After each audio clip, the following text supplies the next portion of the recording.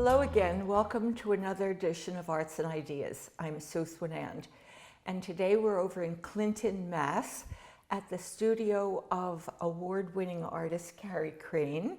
And Carrie received her bachelor's in geography many years ago, but she's been exhibiting in the area quite a bit for the last, as long as I've known her, which is many years.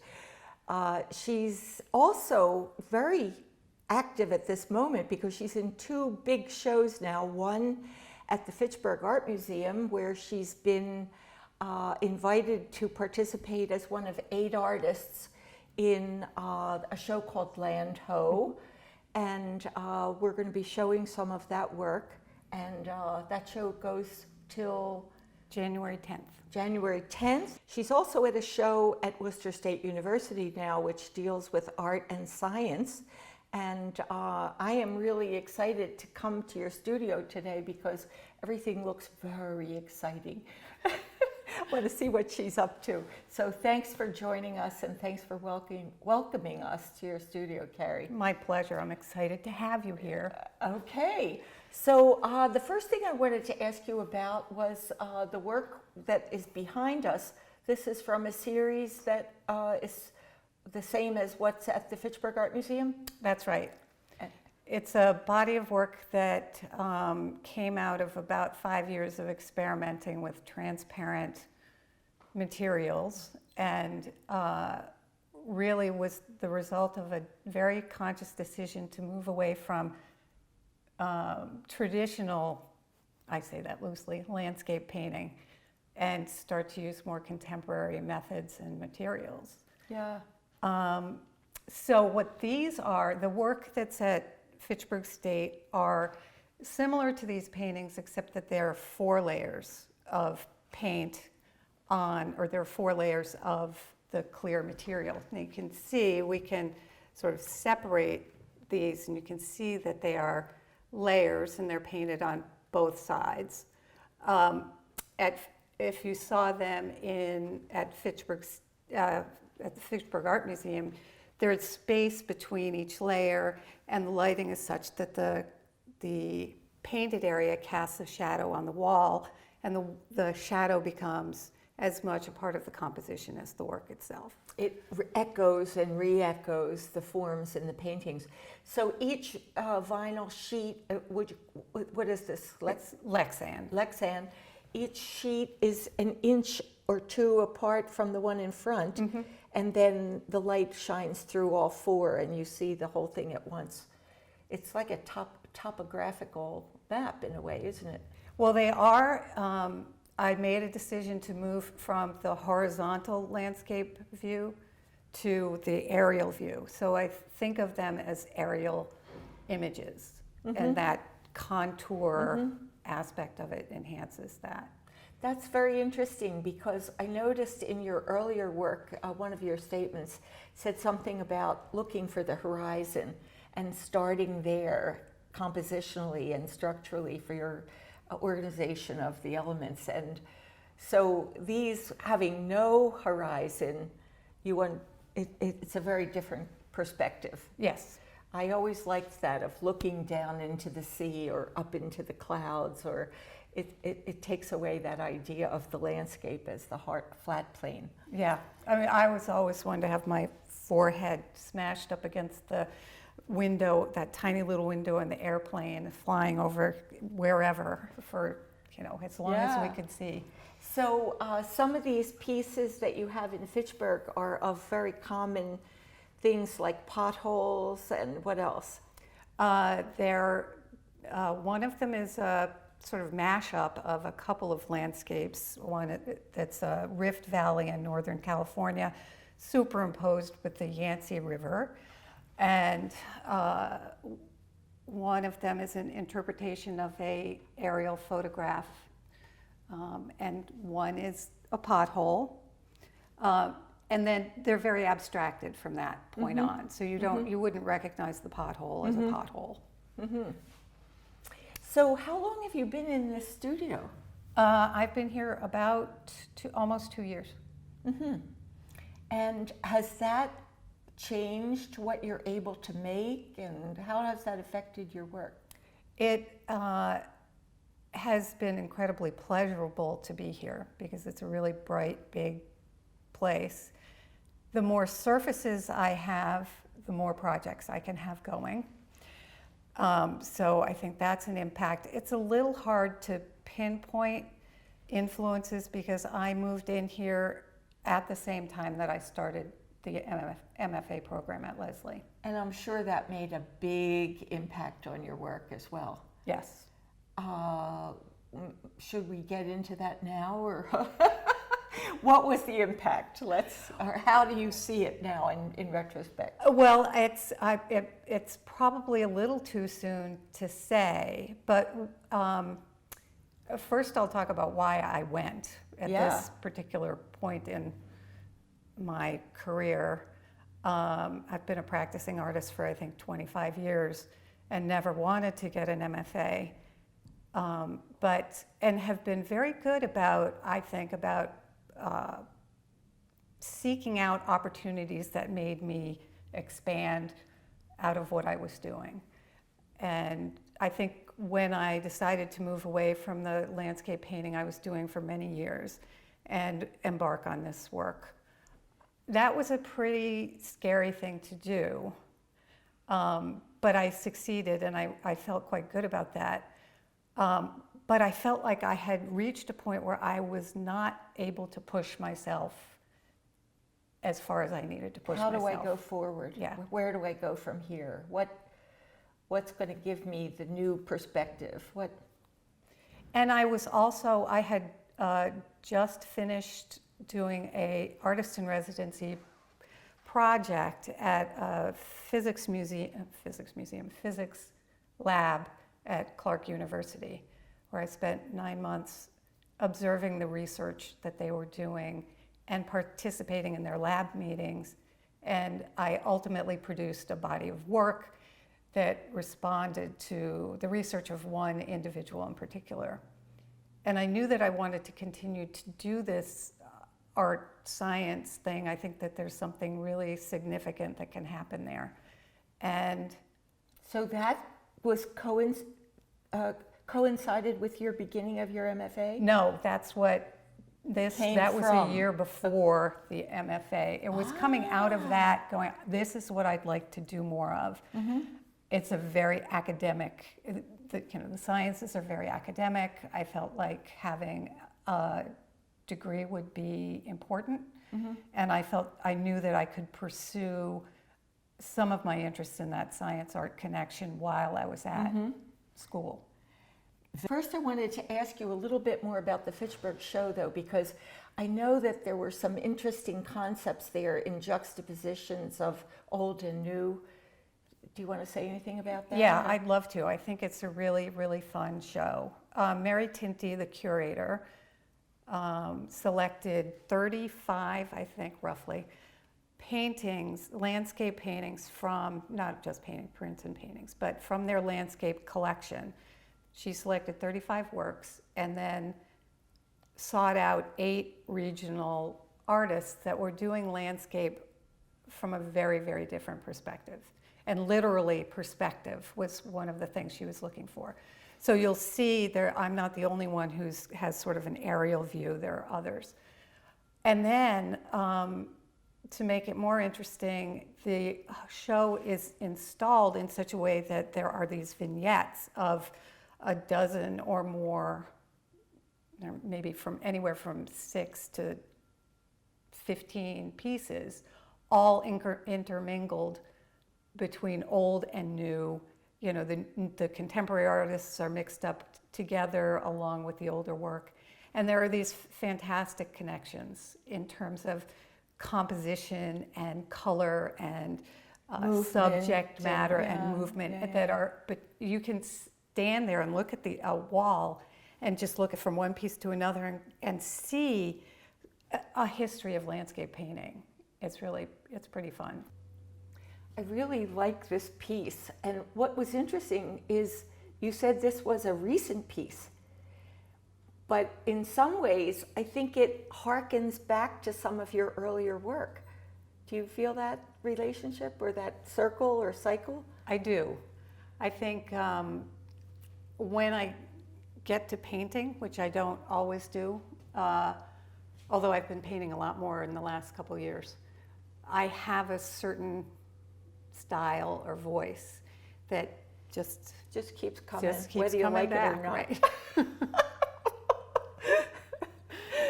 So it's not at all surprising that once I'm painting again, it's...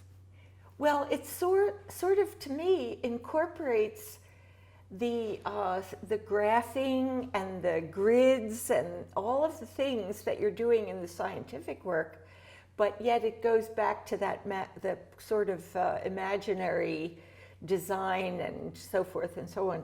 I wanted to show a couple of the earlier ones. This is a piece that,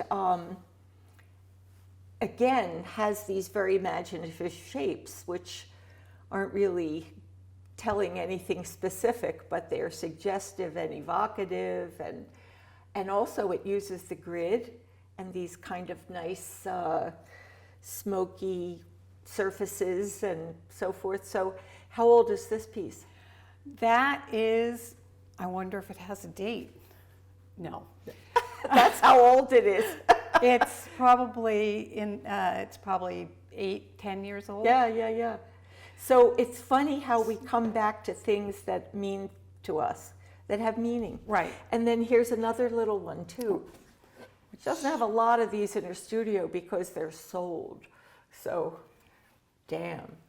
Yeah, I could have worse problems. Yeah, this actually is newer than that painting. But obviously it has that same aerial view. This I actually did as a painting during the period of time that I was developing the work that's in the Fitchburg Art Museum. So I was interested in that aerial view. And you were doing the, prior to this, the landscapes with the horizons and the sort of surreal shapes. And were those shapes coming from your imagination?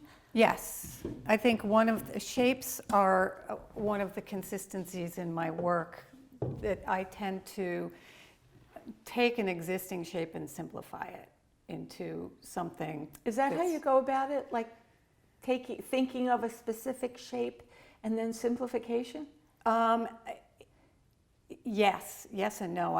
I know I do that sometimes. This really interests me because you're one of the few people who does a lot with shape, in my opinion. Yeah, I think that when I'm in the process of editing, I start with an image that may be very complicated and full of information. And as I get like the landscape? Yeah, and I start to remove a lot of that information to simplify it into shapes that I think are soothing or complementary. That's very interesting. And this particular piece started as a scribble of words on the surface. Remember that old exercise? That's where it all began. And it was a process of editing out a lot of the scribble. And then in this case, which is something I've done for many years, but in this case, the application of the diagram on top of that is sort of what's newer about this. Which has, similar to your idea of the lexan, you know, in The superimposing layering. another layer of structure on another layer of structure. As I think about those exercises where you write words and then erase, and then write words again and erase, it's really very similar to what you're doing in some of your work now. And it's also a subconscious way of choosing structure, choosing divisions of space and so forth, shapes, finding shapes that are very intuitive and subconscious. Can we look at some of those pieces now with the circles that are deconstructed? Absolutely. Okay. I think this is an example of what you're talking about. This was this was just an experiment from the work I did at Clark. And you can see that there are all these complicated overlapping circles that create these patterns. And my interest was in getting rid of most of that information and simplifying it down to an image that only suggested what was there before. So this is a series of pieces that really are derived from overlapping spheres in different patterns and degrees of overlap. So in each case, there are, I think, 4 layers of spheres overlapping each other. It's so cool the way they make the little negatives and so what you're doing is finding structure. Finding structure, and I also think that they end up having character. I mean, some of them, like this one in particular, is sort of like some dancing. The duet. Something, The yeah. duet, the flight, the arabesque. But again, the idea is erasing lines of the circles and leaving some. Right. And you kind of choose it intuitively. Absolutely. Which is cool. And you end up with something that you never necessarily intended to get to. Where you wouldn't have got there if you hadn't chosen that particular process. Right. So what do we have here? Well, what we have here is my current work, really the work that I've been focusing on for the last year and a half. And much of it involved what I've been studying with the MFA program. But my interest right now is in mapping and diagramming. And I'm taking the diagram away from the information that we typically see with a diagram and creating some kind of space in there for interpretation, creating an ambiguity for people to respond to. So does that mean that the content and the actual data is losing importance when you make this sort of structure that you're choosing? Yes. Okay. There may never have been any data at all. Could you make up the data? I can make up the data. I can reinterpret data. I can manipulate data, just like every diagram does. Okay. And I think that's one of the things that interests me about this, is that we tend to look at diagrams as being very authoritative, and we therefore believe what they show us, but they can be very, very manipulative. Mm-hmm. So I have been doing a lot of work I started collecting diagrams, and I made these little booklets that have a whole series of diagrams in them. I consider them glossaries, so that when I'm thinking, I need a symbol, what symbol do I want? And I considered the differences between dotted lines and dashed lines, and we all understand them. We interpret those things very specifically, yeah. And then I started to incorporate them in my painting. Mm-hmm. And I went through science magazines and looked at all the diagrams from research that were being published in the backs of Science magazine, and turned them into paintings. So this is a collection of found diagrams. I love these books too. They remind me of so many information things, the night sky, the way a plant or molecules, they're just great. I just love these. And of course, I don't know what any of them mean, but I just like looking at them. Well, that is precisely the point. These don't mean anything. Although I say that, that's not entirely true, because in some of these collections, like this one, I have, actually, it's this one, collected symbols so this symbol is actually the symbol for hydrogen. Mm-hmm. And it's also a symbol for gold, but I decided that it's either the sun or a target. So I'm combining the official meanings, definitions of the symbols with my own interpretations Very of what cool. they might Cool. be. And again, that's the same way you're finding shapes in your paintings, reducing them down to the basic elements that Yes. beyond which they cannot be. So that's kind of cool. Yeah, very simple lines and shapes. Okay. And then the work, the painting that's right behind your head is one of the series that is currently showing at the Worcester State University Gallery. And there are 4 paintings there that are diagrams. And those are interesting because they are inspired by this pseudoscientist, Benjamin Betts, who was... I'm interested that you said pseudoscientist because I wasn't so sure whether... Go ahead, I'm sorry. Well, I can't speak officially, but he spent 20 years, I believe, developing a scientific theory for the development of consciousness in humans.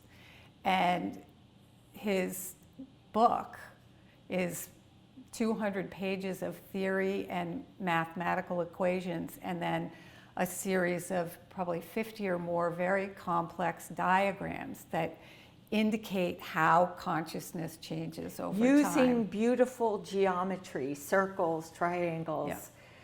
parabolas, whatever, it's just beautiful. They're really, really fantastic. Yeah. And you can see the whole book online, by the way. You can actually turn the pages and read and see the images. yes, I thought those were fabulous. and I think it was published in 1870. So it's the quality, I mean, you can't feel it obviously, but the typeset and everything is very old. But I was so excited to stumble across him because this idea of graphing something that was completely immeasurable. Tell his name and his book again. His name is Benjamin Betts, and the book is a lengthy title about his study of diagrams. I think it's called can't remember. geometrical psychology. That could be it. Yeah, but if you look that up, you can see the book. Yes, and he actually never published the book himself. It was published by a colleague's wife late in his life because he seemed to be unsuccessful in getting it published. But he really was a major inspiration to me in the last 6 months. This reminds me very much of it, and so those are influencing the pieces you have at Worcester State. So this work is from that same series, is it not? These actually are not. These are, I consider, more mapping than diagramming, and they are images that were inspired by photographs of completely unrecognizable things. And much like using the drawing method to get marks on the paper and then editing it out, the photograph was projected and I found the shapes Little in shapes that you loved. photograph, and then they turned into maps. So the figure. ones you have at Worcester State, what is that series called? That series is called Longitudinal Study, Psychosocial Development. And what is a longitudinal study? A longitudinal study is a study that takes place over time. There's a very famous nurses study that is a longitudinal study that's studying, I don't know the number of nurses, but they have been being examined annually for certain things over 25, 30 years or something. So it's about change over time. So your drawings and paintings in that show are graphing these developments and changes and finding shapes that represent those, sort of like Benjamin Betts. Yes. Very cool. And what are some of the pieces? I remember there was empathy. There's twins, which follows the development of twins as they differentiate from each other. There's one that is called parental complexity, and it's really about the development of the individual as it matures and how complicated parenting becomes. As you're, from an infant, it's pretty basic. And Keep you're 'em- really following these ideas when you make these shapes, because the shapes are representing that movement away, or is that the gist of it? Yeah, I mean, it's really my imagination at work, but And which piece did you receive the award for, the painting prize from? that was for, She got the painting prize at the Science and Art Show at Worcester State.